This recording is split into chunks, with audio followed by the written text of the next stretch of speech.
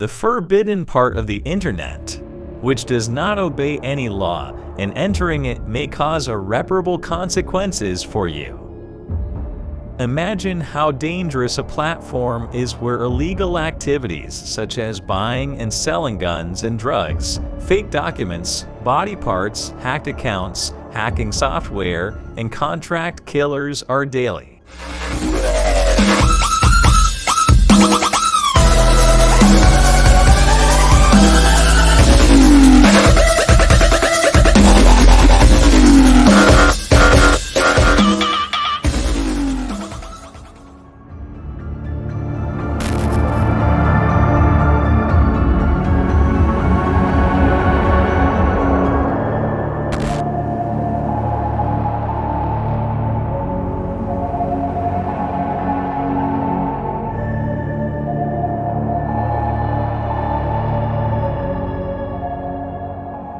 The websites located in this part of the internet were hidden in such a way that they can be accessed only with software and links. You may have this question: how is this possible? How can there be another place inside the space that everyone has access to? That only one key opens its door? Let me explain. When you search on the surface web, everything you do is recorded and monitored by various sources, including social media, websites, and other sources of information. Your search results are collected and sold to advertising agencies. This may seem illegal, but you agreed to it without even realizing it. These terms and conditions are buried in the lengthy text that we quickly pass over before installing programs or registering on social media. The internet was not created to provide everyone with privacy to do as they please. Some people support this idea, while others do not. The US government recognized this over 20 years ago and created a system to monitor online communication. It was necessary to change certain things within the internet as it was not designed to keep information hidden. In the mid-1990s, the US Army formed a team of computer engineers and mathematicians to develop a new system called onion routing. This system works by covering your messages with multiple layers. The main component of these layers is your message. Between the origin and destination of your message, there are various points where a layer of your message is removed, and the next destination or point is determined until your message reaches its final destination, where it can be read by the intended recipient. The creation of the onion routing system led to the development of the Tor browser service. Tor stands for the Onion Router. It is a browser similar to other browsers, but with the unique ability to show you other layers of the internet. You can use this browser for normal web surfing, but that is not its primary purpose. The Tor browser was created to enable access to websites within the dark web, which has different naming conventions and addresses compared to traditional websites.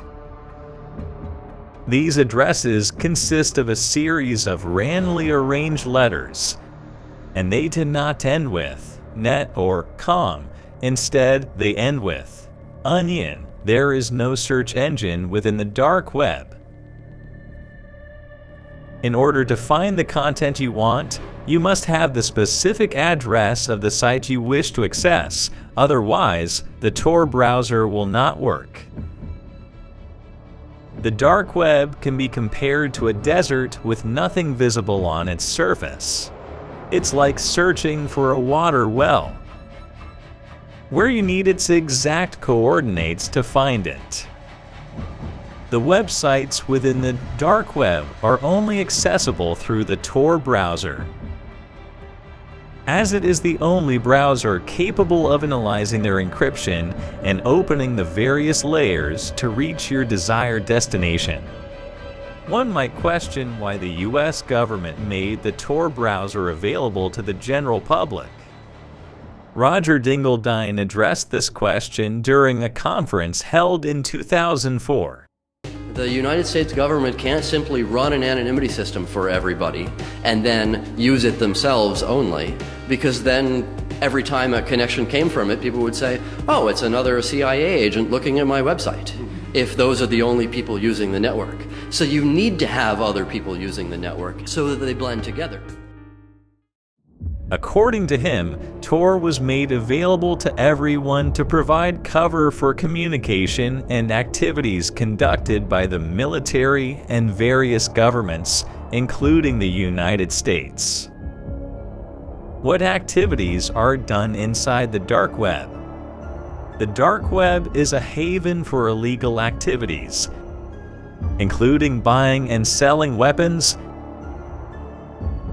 drugs, children, and slaves, as well as other prohibited goods. It also contains a plethora of disturbing and adult content that is hard to fathom, such as thousands of videos and images ranging from murder to torture.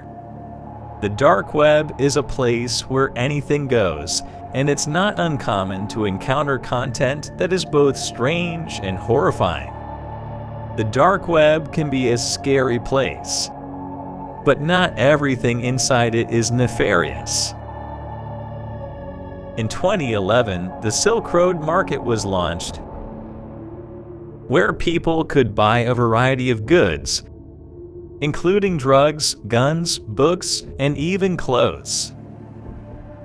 Sellers from all over the world were active in this market, and it operated for about a year before the FBI shut it down.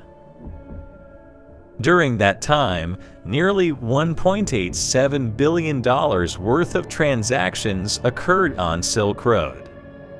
Transactions on the dark web are often conducted using digital currencies like Bitcoin and Ethereum. The creator of Silk Road, Russell Bricht, was arrested in 2013, leading to the website's shutdown. Use the impossible-to-trace website which sells drugs, weapons, forged documents, and even hitmen. It's called the Silk Road. However, this was not the end of Silk Road. A successor called Silk Road 2 launched shortly after but was also shut down a year later. Finally, Silk Road 3 emerged, but it is unclear whether it is still active. While some may use the dark web for legal activities, it is important to remember that it is also home to illegal activities. The number of active websites on the dark web ranges from 2,000 to 10,000. This may seem like a large number, but it's worth noting that many of these sites are services that we don't know whether they actually exist or not. And even if they do exist, we may not know how to access them. In fact, only about 6% of Tor browser users actually use the dark web, which means that the number of people accessing this part of the internet is quite small. To put it in perspective, less than 120,000 people in the world use the dark web. So it's really just a small fraction of the overall internet population. Given the information presented, you may wonder why the FBI hasn't shut down the Tor browser. Considering that it facilitates the markets and bizarre content found on the dark web.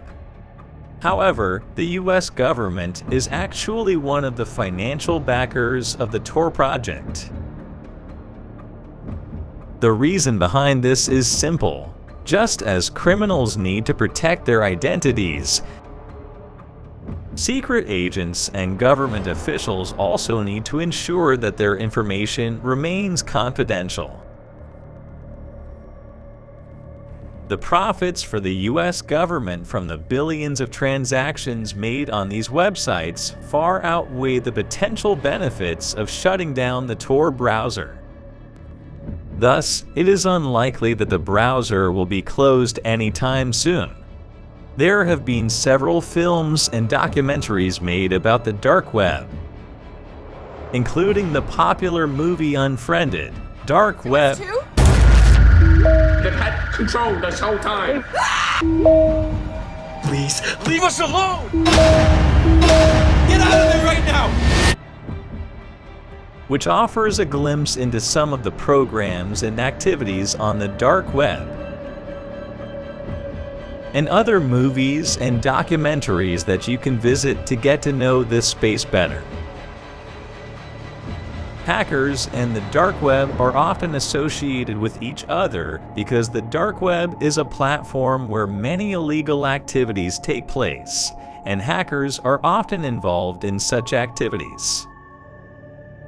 However, it's important to note that not all hackers are involved in illegal activities or use the dark web. Greetings, citizens of the United States. This is a message from Anonymous to the Minneapolis Police Department. We do not trust your corrupt organization to carry out justice, so we will be exposing your many crimes to the world. And many ethical hackers use their skills to identify and prevent security vulnerabilities and protect against cyber attacks. We will have another video about these hackers. What other dark entities similar to the dark web do you know around you? What characteristics do they have in common? Do you agree with the government's policy? Finally, I would like to thank you very much for liking and subscribing to our channel.